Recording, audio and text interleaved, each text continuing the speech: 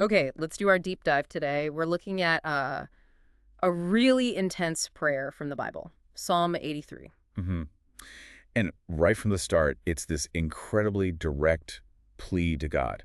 Yeah, basically begging, God, don't be silent. Please, don't just stand by. It sets this scene immediately, doesn't it? A situation of really intense threat, enemies rising And up. not just randomly, right. The prayer says they're acting with cunning, conspiracy. Exactly. It's portrayed as a planned thing, a deliberate plot against, well, against God's own people. And the prayer is so specific about what the enemies actually want to achieve. It's laid out right there. That's maybe the most striking part. Their stated goal, and this is from the text itself, they're saying, let us destroy them as a nation, Wow. that the name of Israel will be remembered no more. Remembered no more. I mean, that's heavy. It's about complete erasure. It's absolutely an existential threat they're facing in this prayer, wiping out a whole identity, a whole history. And it's not just some unnamed they.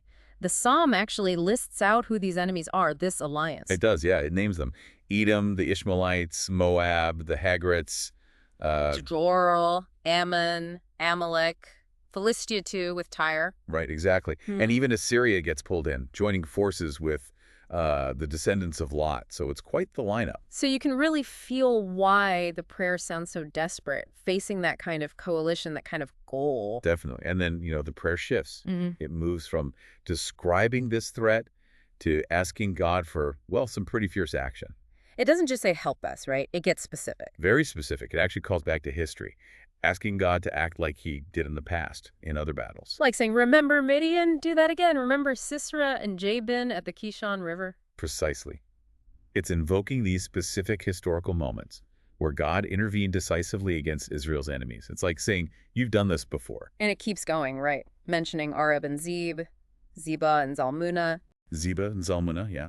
Or Zebulun in some readings. Leaders who were defeated, and the psalm links it directly to their attitude.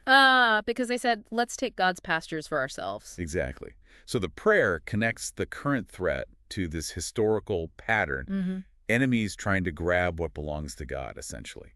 It's asking God to defend his own interests, his own people, and land. Then the language gets really vivid, asking God to make the enemies like tumbleweed. Or like chaff, blown away by the wind. Total scattering, total insignificance. Well, there's fire too, right? Like a forest fire. Yeah, consuming them like fire racing through the mountains. Yeah. Or pursuing them with a storm, a tempest, terrifying them. It's powerful elemental stuff. It really reflects the sheer scale of the threat they felt they were under, that level of imagery. It's raw. But importantly, after all this intense description and these calls for judgment, the prayer states a purpose.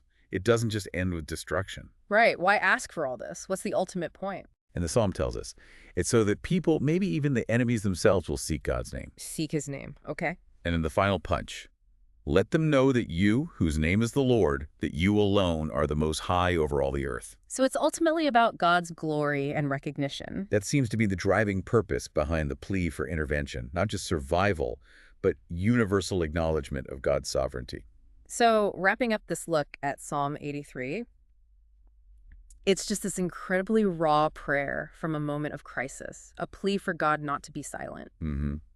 Facing this specific coalition of enemies with this horrifying goal, wiping Israel off the map, erasing their name. And the prayer fights back with these powerful requests, using images like tumbleweed, chaff, fire, storms. And grounding it all by remembering past victories, like against Midian, Sisera, Jabin, those leaders who tried to seize God's land. But the final aim, the reason stated in the prayer for all this, is so that people seek God, know his name, the Lord, and recognize him as the Most High over everything. Exactly. It's that connection between the people's fate and God's universal glory that's so central. It really leaves you thinking, doesn't it, about the sheer raw honesty of facing a threat like that where your very existence is on the line and turning that fear into a prayer not just for survival, but for God's ultimate recognition. It says a lot about faith under extreme pressure.